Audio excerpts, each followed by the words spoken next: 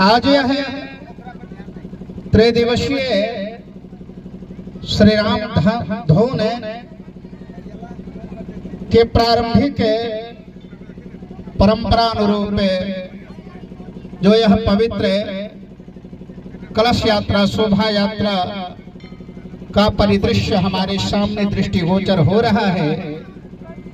इस छोटे स्वरूप में इस दृश्य को देखकर 2018 में जो यज्ञ हुआ था उस विराट यज्ञ के कलश यात्रा का यह परम पावन दृश्य स्मरण दिलाता है। ये राम धुन है और राम धुन में इस प्रकार से जोश खरोश के साथ में कलश यात्रा निकालना यह अपने आप में आप लोगों के अंदर में कितनी श्रद्धा है इसके लिए परिचय देने की आवश्यकता नहीं, यह काफी प्रमाणित करता है। यह गांव में अपने राम जी पूर्व में भी आकर के काफी दिनों तक निवास किए हैं। जब आया था तो पहले तो पता नहीं था कि यहाँ कौन लोग अपने हैं कौन नहीं। बाद में पता चला बहुत सारे लोग अपने हैं। 2018 में जो है मुखिया जी जब पटना हमारे घर पे गए तो मुझे लगा कि अपना कोई आया है, क्योंकि वास्तव में ये लोग उधर के ही बाद में यहाँ पर आकर के बसे और तब से एक लंबा अंतराल इस गांव के लिए और मेरे लिए रहा। कई कारण पड़े, उसमें बीच में कोरोना जैसी महामारी आई, बहुत सारी अस्त व्यस्तताएं रही। बाद में यह लखीसराय की पावन जो धरती है बड़ी सौभाग्यशाली और श्रद्धा से पूरित है, क्योंकि इस साल में केवल 2024 में लखीसराय में लगभग 7 कथाएं मेरी हुई है। लखीसराय शहर में 3 कथा, एक श्रीमद् भागवत कथा जो डॉक्टर श्याम सुंदर सिन्हा के नेतृत्व में हुआ, दूसरी श्री राम कथा और तीसरी और सबसे बड़ी बात है कि जितनी कथाएं आई हुई सब के सब टीवी पर लाइव प्रसारण हुए हैं।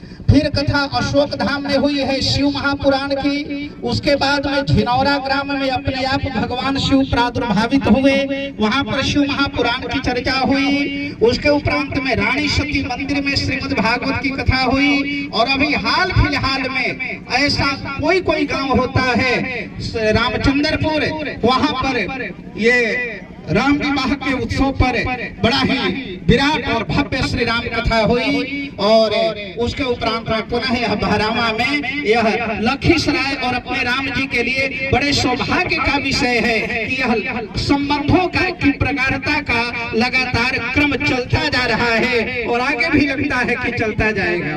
क्योंकि मैं तो समझा था कि बहरावा के लोग आना जाना बंद कर दिए, मुझे भूल गए, संबंध तोड़ लिया है। लेकिन नहीं, जब हमारे पास अयोध्या हमारे घर पे इस गांव के नौजुवक लोग गए तो लगा कि नहीं, बहरावा मुझे भूला नहीं है, आज भी अपने हृदय में स्थान रखा हुआ है। मैं आप सबसे निवेदन करता हूँ कि मैं तो यहाँ विशेष नहीं दे सकता, इसलिए कि तीर्थराज प्रयाग में खालसा लगा हुआ है और मेरे ऊपर बड़ी जिम्मेदारी है। प्रसन्नता की बात यह है कि अब तक केवल मैं सामान्य यज्ञ करता कथाकार ये था, लेकिन अब आप लोगों को एक कुंभ में बड़ा अधिकार मिला है। महामंडलेश्वर के रूप में उपाधि के साथ आप सब लोगों को शाही स्नान करने का भी अधिकार मिला हुआ है। तो वहाँ पर आप लोगों का खालसा भी लगा हुआ है। सेक्टर नंबर 14 में मुक्ति मार्ग में आप लोग, चाहे माताएं बहनें हो चाहे जनता जनार्दन हो, सब लोग आप लोग वहाँ आए। आप सब लोगों का स्वागत है। विशेष मैं क्या कहूँ, आगे आगे पुनः नवयुवक और ग्रामवासियों की योजनाएं कुछ बन रही है। एक गाँव जब जब भी मुझे याद करेगा तब तब मैं आऊंगा। धीरे धीरे पता पड़ा है इस गांव से बहुत प्रगाढ़ संबंध है अपने राम जी का, बहुत सारे संबंध निकल करके आ रहे हैं, इसलिए गांव जब जब बुलाएगा तब तब मैं आऊंगा। इस गांव की जितनी प्रशंसा की जाए कम है। पुनः एक बार भगवान श्री राम के चरणों का स्मरण करते हुए अपनी वाणी को विराम देता हूँ। मुझे चूंकि आज ही रामचंद्रपुर से ट्रक लोड करा करके जाना भी है, लखीसराय में कुछ लोगों से मिलना है, इसलिए मैं नवयुवकों से ग्रामवासियों से निवेदन करूंगा कि मुझे जो आगे वाला कार्य है मुझे करा करके शीघ्र से शीघ्र मुझे यहाँ से भगाने का काम करें। बोलिए सियावर रामचंद्र भगवान की।